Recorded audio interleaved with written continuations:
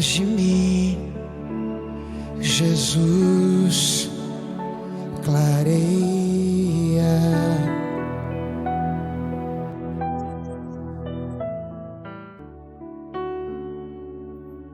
Olá, tudo bem com você? Espero que sim. Vamos para mais uma leitura da nossa devocional do livro Nascido para um Propósito. Descubra o propósito, o processo e o significado de ser promovido. Esse livro é de Bill Johnson, editora Chara. Nós estamos lendo o capítulo de número 9, Cuidando das Dificuldades. E hoje nós iremos ler o trecho que fala dos insultos de Jesus. E ele começa dizendo o seguinte: muitas histórias são difíceis de explicar. Amamos colocar Jesus em um papel previsível, onde temos alguma medida de propriedade e compreensão. Mas Jesus parece destruir esses conceitos muito rapidamente, até mesmo quando olhamos casualmente para os evangelhos. Vejamos uma dessas histórias. Uma mulher que não era judia veio a Jesus em busca de um milagre. Sua filha estava atormentada e doente e precisava muito de libertação. Quando a mãe veio a Jesus, ele não queria orar por sua filha. Você encontra esse relato em Marcos 7, de 25 a 30. Em primeiro lugar, diz, ela rogava a Jesus, o que significa que ele ignorou por um bom tempo. Então, ele respondeu de uma forma que parecia inadequada para os nossos padrões. Se essa história acontecesse hoje, haveria indignação por seus comentários supostamente racistas. Aparentemente, ele preferia a sua raça à dela. Então, ele chamou o povo dela de cachorros. Realmente não ajuda muito que a palavra cachorro seja traduzida por cachorrinhos. Igrejas já se dividiram por menos. Claro, agora entendemos que Jesus tinha que cumprir sua comissão de ministrar primeiro aos judeus, mas só tivemos essa compreensão depois do fato. Como será que foi essa experiência enquanto estava acontecendo? Será que esse insulto foi uma parte necessária da jornada? Acredito que sim. Deus nos prepara para o crescimento ao ver que medida de rejeição podemos suportar. A força para cumprirmos bem o nosso papel ao sermos promovidos é comprovada pela forma como respondemos à rejeição e à acusação. Se a minha força for questionável nesta fase, o meu crescimento será medido de acordo.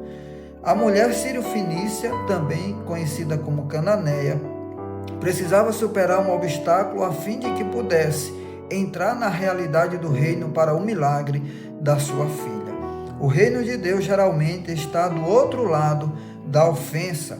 Pular esse obstáculo a trouxe para a realidade dos milagres.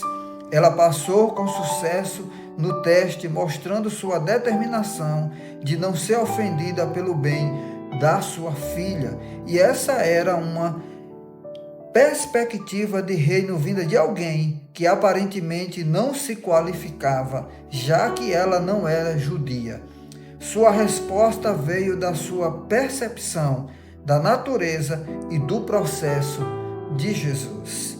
Isso a posicionou para o romper. O perigo da fadiga. Elias estava cansado e um pouco desanimado. Ele tinha acabado de ter o avanço mais significativo de todo o seu ministério profético. Foi um evento espetacular no qual fogo desceu do céu, consumindo seu sacrifício, provando a toda a nação que Deus era verdadeiramente Deus e que Elias era seu profeta. Isso culminou com a morte de 850 adoradores do diabo que contaminaram a nação inteira com seus falsos deuses. Veja 1 Reis, capítulo 18. Esse dia triunfante foi seguido pela notícia de que Jezabel havia feito juramento de matar Elias. Veja 1 Reis 19:2. Ele perdeu a esperança de viver por causa de um boato. É difícil imaginar a coragem necessária para ser vitorioso na experiência do Monte Carmelo com os falsos profetas. Sem dúvida, o cansaço afetou sua percepção do que aconteceria a seguir. Sabemos que a pressão, as provações e os conflitos podem nos exaurir emocionalmente, mas também é verdade que as alturas emocionais colocam uma demanda em nosso mundo interior que nem sempre é reconhecida. Muitos grandes ministros cometeram seus piores erros após seus avanços mais significativos no ministério. Talvez seja porque somos tentados a nos tornarmos descuidados quando a bênção de Deus está sobre nós tão abundantemente. Elias estava exatamente nessa posição. Ele agora queria morrer.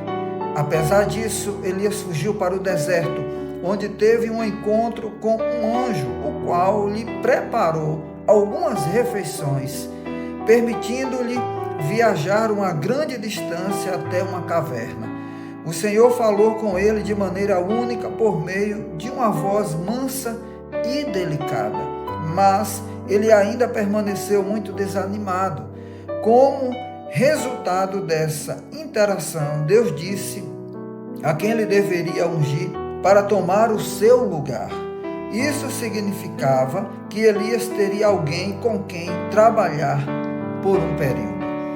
Essa parceria lhe permitiria recuperar as forças que havia perdido na última temporada. É importante que vejamos e entendamos como as conexões dadas por Deus fortalecem as nossas vidas. Eu quero deixar aqui a leitura desses dois trechos.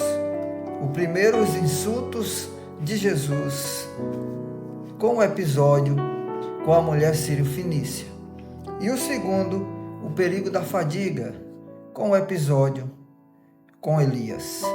Então, que o Espírito Santo possa falar ao seu coração e que através dessa leitura você possa ser abençoado com insights dos céus acerca do seu propósito. Até porque você nasceu para um propósito. E aquilo que Deus começou na sua vida e através da sua vida, permaneça, entenda o processo e o que Deus está fazendo para tornar você uma pessoa melhor, para que Ele possa de fato usar a sua vida sem reservas, porque é a partir daí que Deus nos promove, através do nosso propósito, do trabalhar do Espírito Santo em nosso coração, tirando os entulhos, os empecilhos, a procrastinação, a autossabotagem, a mente de escassez, tudo aquilo que de alguma forma nos atrapalha e que são atalhos e também são distrações. Então tudo isso Deus quer tirar do nosso coração para que possamos de fato cumprir com o nosso propósito.